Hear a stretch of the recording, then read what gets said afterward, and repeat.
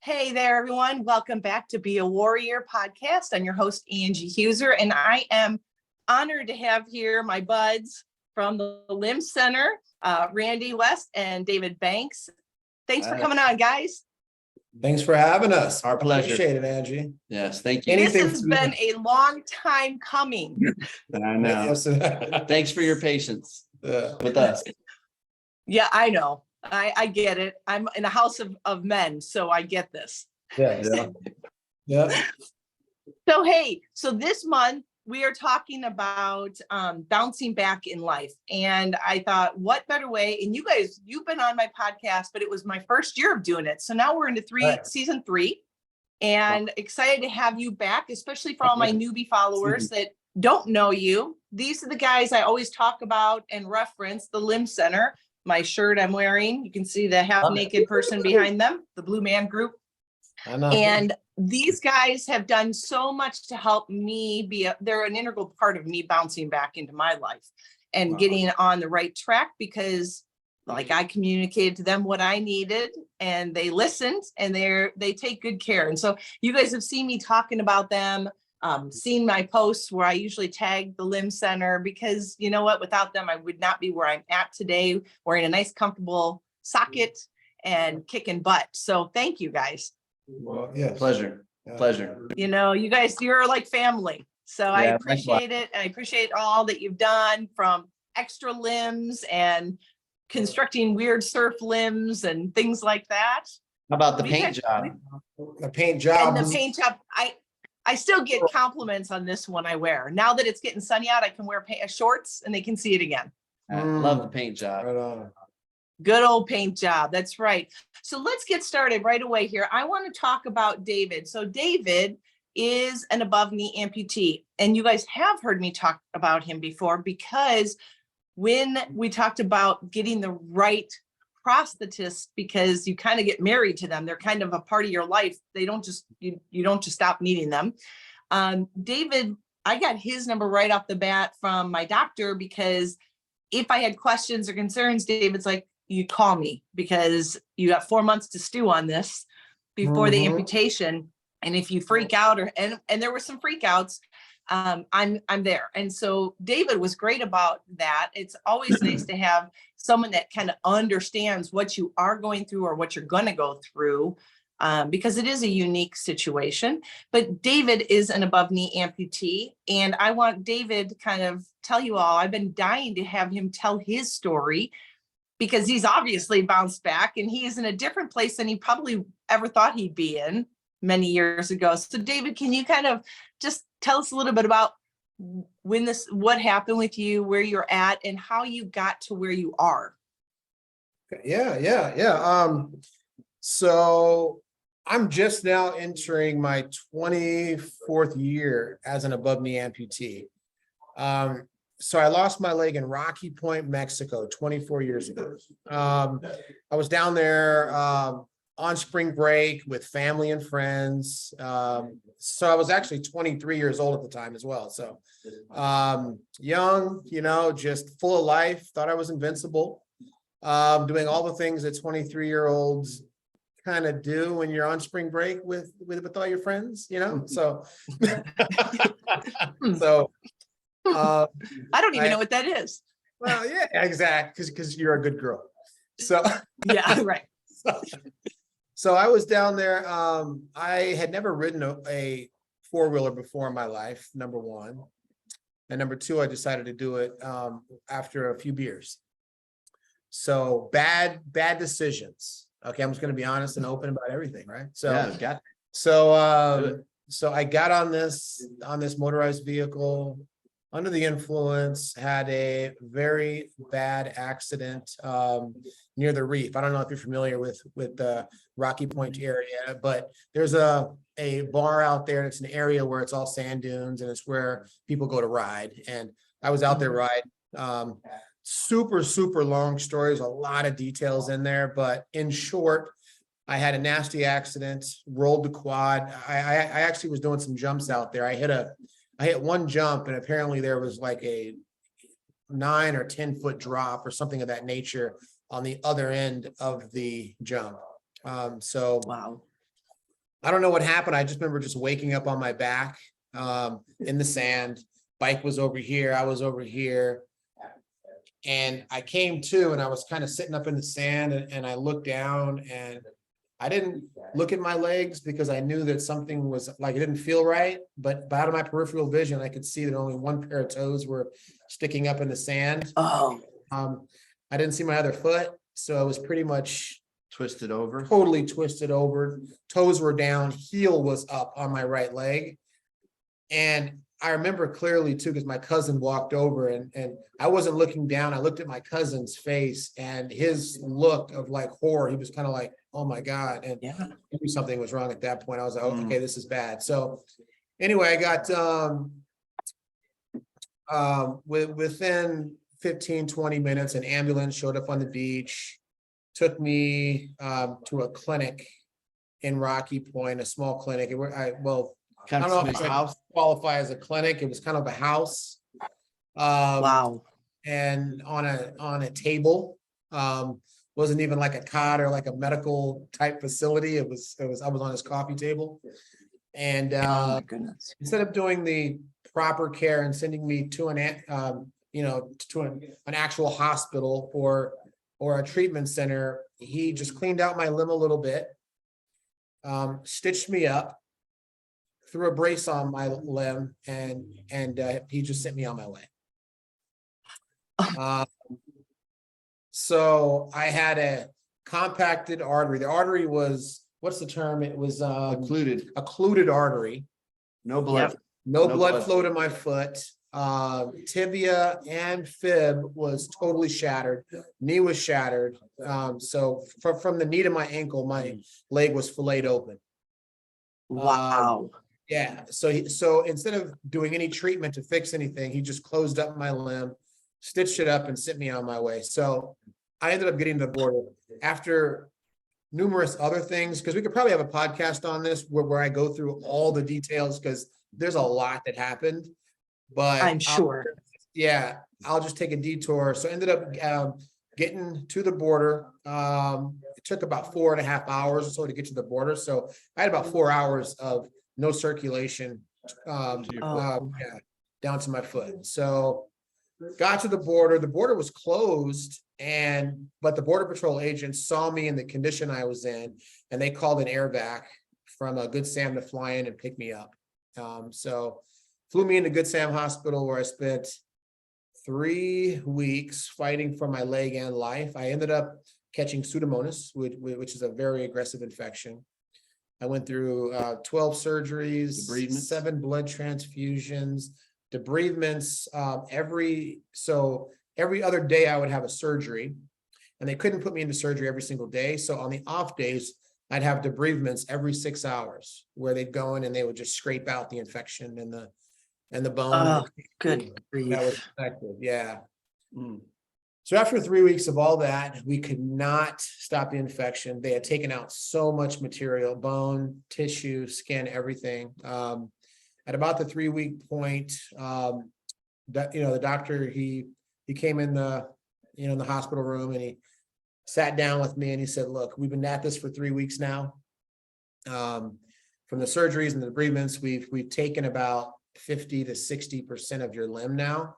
So even if we catch the infection, even if we, by some stroke of God, we're able to catch the infection, your legs at a point where even if we saved it, you're going to have lifelong problems. It'll be a hindrance for you.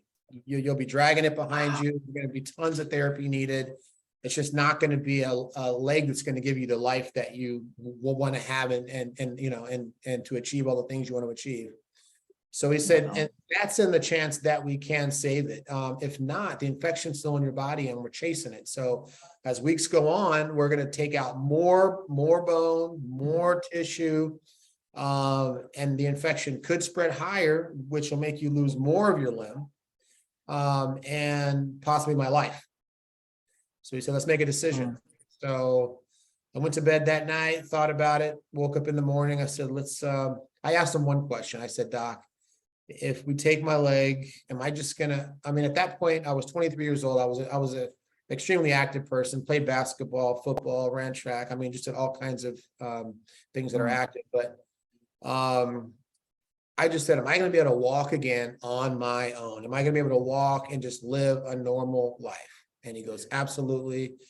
You know, the prosthetic technology out there is amazing. I knew nothing about prosthetics at that time. I hadn't met Yeah. Andy yet at that time. So I just said, okay, doc, if you say that, you know, if you say so, let's do it. So that night I went into surgery, woke up in the morning, and I was an above knee amputee, a right leg above knee amputee. Wow. Got released, fever went down. I mean, so after the surgery, fever went down. I mean, I was feeling phenomenal after they got rid of the problem, because it was, I mean, I was Poisoning you. yeah, it was killing me. Yeah. So I think I had surgery that day. The next day I got released and I was sent home. And then that's when I met this young man to my right. What? We were young. Which is, We were young. which is, you were once upon a time. Because that Right? was how many years ago. That was 24. 24 years ago. 24 years ago. Yeah, yeah. Half your life, right? Huh? Half a Half life. your life. I just passed. Well, Yeah, yeah. because I think I was 14, 15 when I met you. Yeah, you did. You wish. I'm just kidding. Well, you know, it's funny that you say that, because it was needing to hear someone tell you you would do fine. Because I Yeah. bet there would have been more of a hiccup in your thinking had the doctor said, you know, I don't know what to tell you. And imagine the difference in prosthetics from when that happened to you to now. 24 mean, years. Yeah, right. Yeah. I And should they, tell her about that, yeah. you know? Yeah, you know, because yeah, so planting seeds early on is everything, right? Because Right. if I had a doctor who was a negative doctor and who maybe had only had done a few amputations and didn't really see this, you know, the actual success that's out there. If he had told me, I don't know, man, it's going to be hard. You might not walk again, or, you know, you may walk with a cane or crutches. I might have been like, whoa, you know? Right. Right. So, And you know, those, like you said, those seeds planted, you know, you probably could have gotten past it knowing you would have been Yeah. fine, but you would have but had I to get would have over a been a hurdle. little, It was a hurdle that if someone ever naysays it, one, you could dig your heels in, but it also makes you feel like this may not happen. I'll try my best. Whereas if someone says, yeah, you can do this, I know you can, it's like out the gate, let's right? go. It's different. Absolutely. And it's amazing what words can do to prep you or to hinder you in moving forward, right? Absolutely. So what was the process like for you to bounce back from that? Like to be that young and no girlfriend at the time, no wife, right? No wife, no kids, no, just a single guy, you know? Yeah. And I know there's a lot of people that are like, you know, I'm single and here I am an amputee, because I know that's relationships are really hard for some amputees. So I'm sure maybe as a young man that you were thinking things like that too. I had a ton of that. I had a ton of those thoughts, you know, it's like, I mean, one of the biggest ones was, you know, I mean, I was always a confident guy, but, you know, and never had a problem, you know, with women or being in relationships, things like that. But losing your leg, I mean, for a while there, I lost a lot of confidence in myself, and I was kind of very, very doubtful. And I wondered if a woman, I mean, honestly, the questions I had was, I wondered if a woman would ever even want me, you know? Right. Right. As a lesser, you know, man, Right. thinking Not a complete person. not a Right. complete Well, person. Yeah. Well, yeah, our society like values physical appearance. Right. It's right. unfortunate, but it's true. Yeah. Yeah. So For years I you hid met it. Randy with what? Yeah. It's okay. Good. Yeah. No, so you met Randy right away. Was he your first and only prosthetist? He was one of my first processes. I had another processes at the very beginning, but it was very brief, and he was kind of on his way out. He was retiring, and Different personality. different personality too. We really didn't didn't click, and it was just because I think he was more just checking out a little bit, but yeah, it wasn't a good fit. And one day he wasn't available, and I needed some adjustments, and he wasn't available. And they had said, well, there's Randy West, he has an opening today. If you want to meet with him, if you want to talk with him. And I was like, sure, absolutely, man. Let me meet him. And he came in the room, and it was like, That's a God moment. It was like, finally, So, okay. So Randy, I'm going to have you talk to that. When that young buck walked into your office that day, what did you notice in him that you knew he would be really good and succeed? What did you notice in his personality, the way what was it about him? Well, I know his attitude was awesome. And his determination, you tell me what I got to do and I'll do it. I was excited. Okay. I always get excited for patients that have a positive attitude and tell me what I have to do kind of thing. I get excited because where they're at and where they're going to go is going to be a fun time, because they're going to go farther than what they thought they were going to go with this missing a leg. I mean, it's you have a poor attitude and a poor me attitude, it's going to be a bit more of a struggle, and it's easy for me to say because I have my legs, but doing thousands of legs over my career, you can tell before I even started in the fitting process, I can tell how somebody is going to do. Yeah.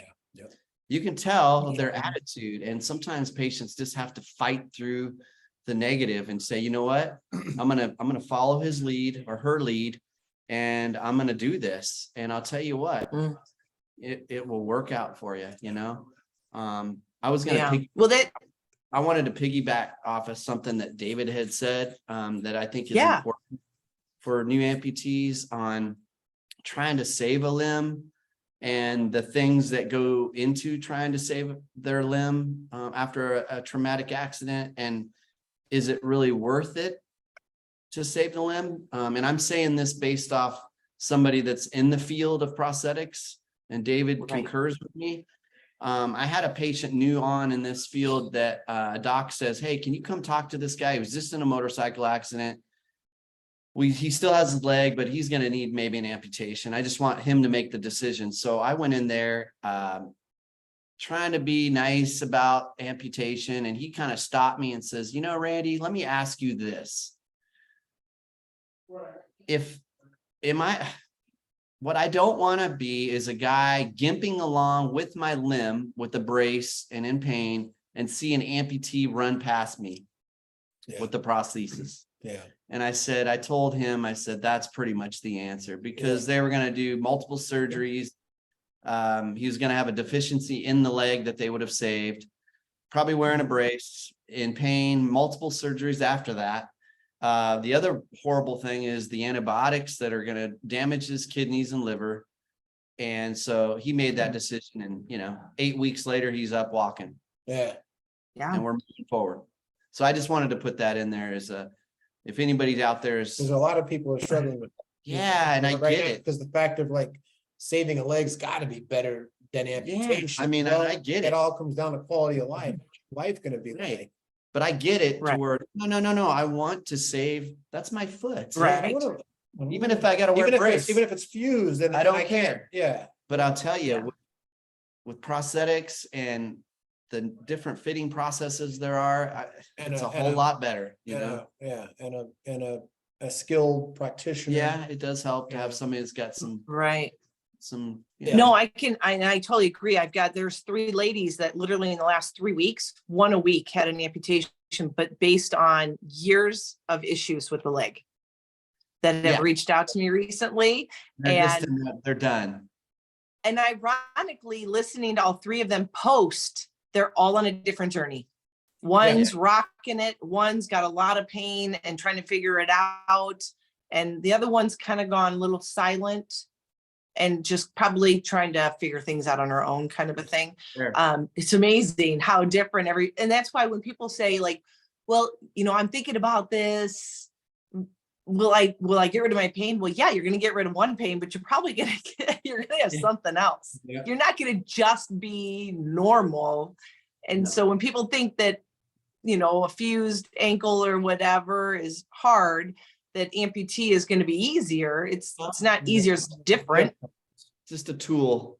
It's It different. is.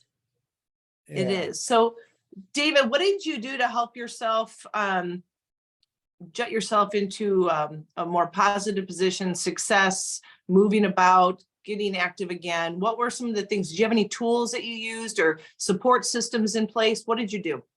Well, I had family. I had my family who was there supporting me, my mom, and my brother, and I had family that came in town from New York to spend some time with me early on. So I had a good support group.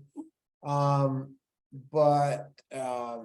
it like Being tight with I the think the practitioner, too. biggest, the biggest piece was making sure that I had the right practitioner. It was so important. Because when I had issues, I was able to get in right away. It wasn't like I had to wait for a week or 2 weeks for an appointment to get in. I was able to get those things taken care of right away. Also, the skills of the practitioner too. Like Randy was able to get me in a good socket, a comfortable socket, and always make sure that I was okay. That I was comfortable, Right. and he listened. And when I said, "Hey, man, this is what's going on," it wasn't, "Well, no," or he wasn't, he didn't discount any of my issues or concerns. He listened. And, okay, let's fix this. So let's make this work. So I was fortunate to have that piece in place. So that made everything, a whole lot easier. But on top of that, I also had, my own insecurities that I dealt with. The first few years were hard because I was still trying to become, I just wanted to be normal. I didn't want my prosthetic to define me, the fact that I was an amputee. Right. I didn't want people to feel bad for me, just I didn't want to feel different. I wanted to be normal, just like everybody else, and how I was before. So it took a lot of work on my end as far as exercising, working out, trying to do things. I mean, I spent so much time working on my gait. I mean, it was ridiculous. I had a long hallway in my house, fortunately, and I went to Target and I bought 2 mirrors and put one at the end of the hall, and I would spend hours with it and just dialing in my gait, making sure so that when I put pants on or whatever, it just wasn't going to be an issue. It wasn't going to be something that was going to target me out or make me, oh, is he so that was a big thing. But just wanting to be normal and just wanting to get back to do the things that I did before, Yeah. And I'd say that of everyone I've ever talked to in the last 3 years and ever since my amputation, and I would say that 99.9% of the people said that they felt successful because their attitude was in check. Yes. They had the right expectations, but they never gave up. I mean, you guys have seen me in there. I mean, Randy, I'll never forget being in there with a check socket I couldn't get off. And if you remember me sweating bullets, literally 20, 25 minutes passed. You're like, do you want a water? I'm like, I need a water. And I was like tears. It's not that we have it all good all the time. The path is not smooth, but it's what you do with the bumps. Right. It is. We have the mountains, we have the valleys. When you're in the valley, you can't wait to get to the mountaintop, and it will come. But when you're on the mountaintop, enjoy it, because eventually you're going to go back down again. It's just what it is. Right. Right. But it doesn't mean you're going to be unscathed. Right. Absolutely. Absolutely. Let me piggyback off that because I just brought up a great point. And I think you and I talked about that before. And it's something that we wanted to bring up was expectations. I struggled a lot in the beginning because my expectation was, I was like, I'll just put something on. I thought that I was going to feel and walk and do everything the same way I did before. So I thought, once I get my prosthetic and I work with Randy and I get my leg, I'm going to be perfect. Fine. And I wasn't. And so every day was a disappointment. I was like, so I gotta put this thing on and it's pinching me here, or it's not perfect and I'm not walking the way I want to walk, and I was just Yeah. constantly finding things. And so if my expectation was that I was going to be just like I was before, every day is going to be fail. I'm never going to be happy. So I had to readjust my expectations. Good point. And once I did that, like once I did that, my life completely changed. I said, I went from that to saying, okay, I'm now an amputee. I'm never going to get, my leg's not going to grow back. I'm now an amputee. Right. And yes, there's going to be days of discomfort. Yeah, there's going to be times it doesn't fit like it did yesterday, but I'm still vertical. I'm still back to work. I'm still doing this. I'm still super active. I'm still able to live my life and do all those things, and still set goals and reach those goals. But my expectations were just more in check, and days got better, things got better. And once I shifted that and I stayed positive, I just kept, and I was just optimistic about everything. Things got better, and worse days were far and few in between. Right. And I think that takes maturity too, not our own, but emotional maturity for the situation. Yeah. Like, I think at the beginning, everybody's like, oh, like, especially for people like me who had 5 years of surgeries, thank God, now I can get back. Oh, no, wait, back to normal. I always say there is no normal. You have a new normal, and you have to accept it, embrace it. Once you own it, then you can move forward. But I think at the beginning, I think people have this, they either have nightmares about how bad it's going to be, or they dream big and then they're disappointed because it's not like that right away. Exactly. But like you guys told me, and you were very, and if there's prosthetists out here listening and you don't tell your patients the first couple of years are going to be crazy with all the limb change, then you're doing a disservice to your clients, because I knew from the get-go that it was going to be at least 2 years of shrinking and trying to refit, shrinking and refit, shrinking, refit, that you never get comfortable enough to just move forward anymore. It's move forward a couple steps back, move forward a couple steps back. Now I'm like, oh my God, I've had this socket for so long. I'm so excited because now I can make those changes and I can start really seeing. I mean, this is me 4 years and I'm finally there and feeling like now I'm growing. Yeah. Huh? I said 4 years, 14 sockets later. Yeah. Crazy. Oh my God. But yeah, you need to have a prosthetist that's very honest with you about that to manage those expectations, right? Absolutely. And it's funny because I don't know if you guys heard my podcast last week with Coach Dar. She's the mental coach for a lot of professional athletes. She was the Suns mental ability coach. And some of the things she talks about is positive affirmation. And one that I really liked was your why power and having a purpose. Like if you're stuck with this right here, you only look at right here, right now. And that can be dangerous if you don't at least set some goals ahead of you to work towards. I mean, and that's how, I have to work. I have to work ahead of, like, I want to know where I'm going. So I start making those baby steps towards a goal, having a purpose. Otherwise, you're going to sit on the couch and have pity party after pity party. And that's not going to do anything good for your mental health. No, not at all. Not at all. No. Attitude. So what attitude? I think I can't even imagine that there is much else. That's the most encompassing thread, right? With any of the people that have come into your office, can-do attitude, willing to put in the work, hard workers. They understand what they're up against, but they're not shying away from it. Yeah.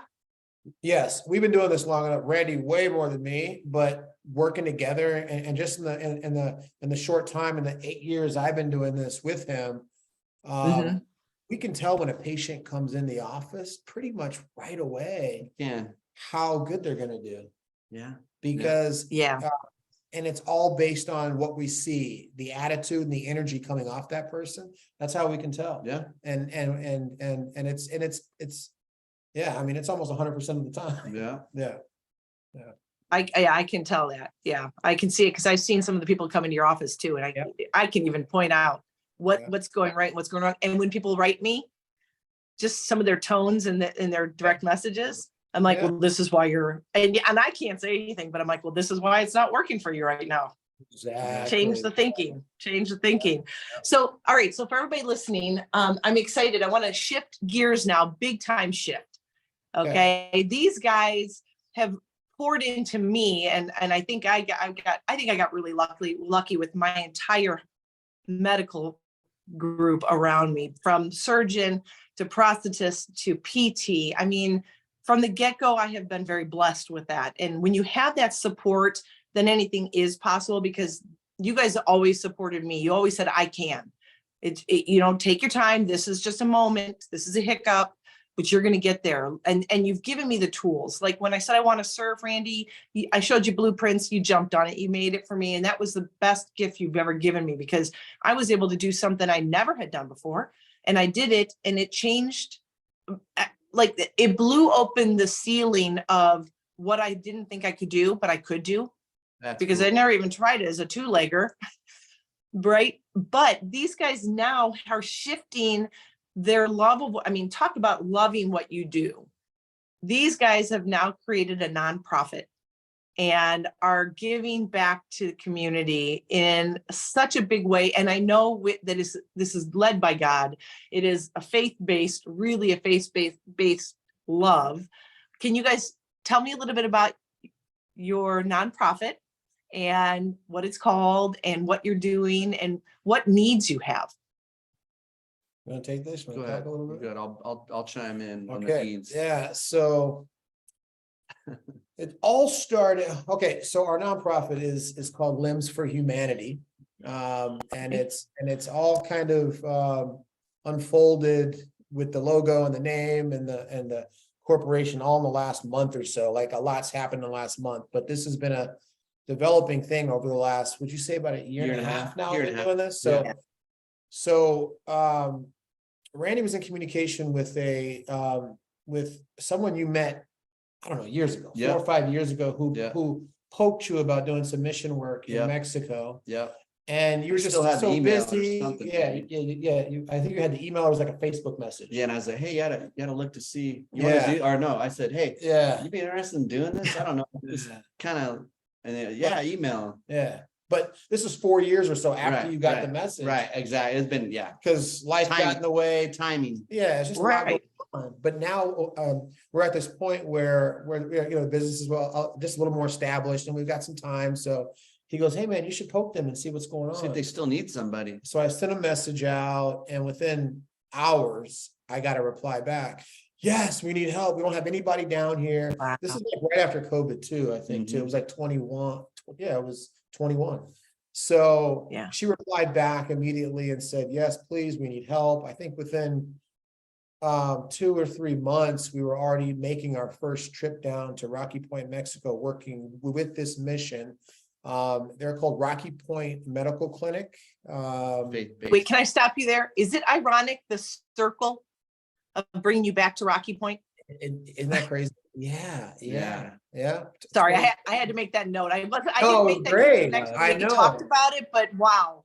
I know. It's completely full circle. Yeah, it's so we went down there, did our first mission. Thought it was just going to be something that we're going to do once and maybe do it again next year, and whenever we have the time, because it is an obligation. I mean, it's, we work hard. We have a business here that we're doing, and then having to, Right. to leave the country And our families. and our families. Yeah, that's what Yeah. the kids. I've got 3 Yeah. young boys. Randy's got 3 kids.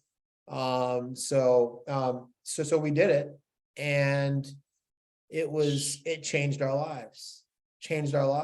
I mean, the type of gratitude you receive, and just the need that we saw down there. I mean, doing it here in the States as a business is one thing. We know we're doing good work for people, but in this country, people still have access, even if you don't have a job and you've, Right. you don't have insurance, you can still get access and still Medicaid. get a prosthesis. You can get Medicaid insurance and still get something. But out there, the people we met, they were going on some 4, 5, 6 years and never even expected a prosthetic. Yeah. So when we met these folks, they were just, I mean, the fact that they were getting a prosthesis, I mean, it was the tears were flowing, Yep. being prayed on, and it was just, Yeah, it was awesome. right? Yeah. I mean, That's heart work. Yeah, Yeah, That's different than a job. That's heart work, right? it really is. And it filled us. I mean, like they were getting so much, but I felt like I got more than they did, Yeah. right? Yeah. Like it was Yeah. like, so Yeah. we were done and we're just like, okay, man, Wow. first of all, the need's so great. And we only saw, I think first trip, maybe 12 people. And we were like, man, they need a lot more help. Yeah, it's bigger than us. And this is way bigger than us. And we don't have the just us. We couldn't do it on our own. No. And and it went from, okay, is this gonna be a once a year trip? And it was like, dude, we have to come back. Yeah, it's And- like you can't leave. And we can't leave No. just yet. And them knowing that we were there within, I mean, so we were going once a month. I mean, it was a commitment at that point where we said, okay, we'll come back next month and we'll come back the month after that. And then what started happening is we're getting phone calls from the clinic and they're like, hey, we've got a list. And now we've got people in buses being shipped from neighboring towns and cities that all want to come in and see you guys. Like hundreds of amputees. And we're like, oh, wow. Yeah, so we're still just scratching the That's surface. absolutely We're- crazy. Yeah, yeah, and so, yeah, I mean, that's kind of how it started. So we said, we need to do something. We need to get more resources because the amount of need that's out there, we don't have enough prosthetics to even Components. help, you know, like the feet and the knees you need for this. Right. So that was one thing. We wanted to put a blast on social media for the people that are already amputees. If they have a prosthesis in their closet that was an old one, man, we'd love to have any parts, pieces, Yeah. whatever we could use to salvage off of the old leg to repurpose. Because we need components fast. Yeah, so anyone listening, if for you have a sure. if you're an amputee and you have a prosthesis that's old, if you have old stuff that's in the closet, which happens all the time, as you know, Angie, we get Well, yeah. as years go on. Maybe they So, could reach out to you, Angie, Yeah. and get them to you. and For we can sure. put 'em Somehow, we'll figure it out. Or you, yeah. Yeah, I can be a hub. So anybody listening has any extra parts or anything like that, we can donate. That's what they're basing everything on. I mean, this is a donation nonprofit doing the best they can with what they have, and they are in need of parts. Yeah. So, I mean, that's crazy because you guys now go once a month, Once a month right now, yeah. 1 weekend a month. and we all know how fast time goes. So that probably feels like you're just always there. It Yeah. kind of Right? does. Yeah, it does. And it's a are you routine seeing now. repeat people like how you see me to tweak things? Do you see them come back in for needing Yeah, a not change as- or? Yeah, not as much though. Like they're Yeah. gone. They figure it out. They're resilient. Yeah. It's completely Well, different. exactly. I was gonna say they probably are a little bit more hard nosed on it. And I'm like, this is Yeah. good. I don't want anybody touching it. Don't take it. It's mine. I got it. Yeah. Yeah. But that's so funny because sometimes we will take it to go, Just well, to take let me see your leg. I'm gonna go in the back and do an adjustment. Like, No, it's fine. Well, no, I promise it's coming back. It's coming back. Well, you know, and really, when you think about it, being an amputee and taking for granted that our insurance will cover it and it's there, and we can get the parts somehow, some way, to someone who has never even been able to dream for that, that you have now given that to them. I can't imagine the gratitude and how that must fill your buckets, because Yeah. you're doing something for them that was never even dreamed about, because just that wasn't even a possibility in their life. Yeah. And you're bringing, Yeah. nothing's going to stop them now. And you've Exactly. talked about stories of people that have walked miles and miles and miles, and now they can get back to work for their family and things like that. That's just incredible. So it's good stuff you guys are doing. It's Thank not you. surprising to me. Yeah, thank you. Thank Thank you. you. And so for us, it's like, it's hard. I mean, it's hard work, but how can we not do it? You know, like, how can you Right. not go back? How can you not figure out a way to create an organization that we can receive donations, parts, even Right. cash donations, so we can grow this thing into a point where We can we bring other can get practitioners. additional practitioners to come in and help fill that need, so we can do more. Yeah, so it's not just Oh, us. for sure. Yeah, Right. No, and I think that's amazing. I am so proud of you guys. And, I hate to share you, but you guys are doing the right thing the right way. And Thank you. I Thanks. love it. And it's about darn time I got you guys back on here. Whew. I know. I I know. know. We're excited. Yeah. We're excited about it. Yeah. So just to wrap things up and everything, we, talking about bouncing back, the attitude is everything. And you never really talked about, David, how all of a sudden, because you weren't on a path to become in the prosthetic world, you weren't doing that. You were hands-on, right? You were doing something mechanical. No, I was actually. Is that right, David? No, I started out, I was a sales tax auditor. Oh. Yeah, no, I was a sales tax auditor, I have an accounting background, so I was doing that, and then I got tired of doing that. I got tired of being the bad guy, and then I had some businesses along the way. I had a hauling company, and then I had a marketing agency with another partner and a friend of mine for years. And then just was getting burnt out and just hadn't really found my thing. I was doing a lot of dancing around, just trying to find my purpose. And Right. then, but Randy and I, over the 24 years, even though he was my practitioner, he was always a friend, and he was always close by, and we'd always communicate. And when I was looking for something else, Randy was like, man, you should come over here, man. You should, you've always been in prosthetics. You have a great attitude. You're good with your hands. And he was Weren't you always tinkering with yours? Yeah, exactly. And he was already at a point where him and another partner of ours were leaving a big company, and they were going to start their own business. And so it was perfect timing. And Randy's like, hey man, we're doing this. You want to make a change, so let's figure this out. So I came on board with them in the early stages, and it was a great thing. I think your story is a great visual for people to hear on how you need to be open to what life hands you. You would never, as 23-year-old David, thought you were going to lose your leg. Probably never dreamed of the prosthetic world and becoming, a part of that, helping people. And then to see you circle back around to the same place that you lost your leg to help those that are in such dire need.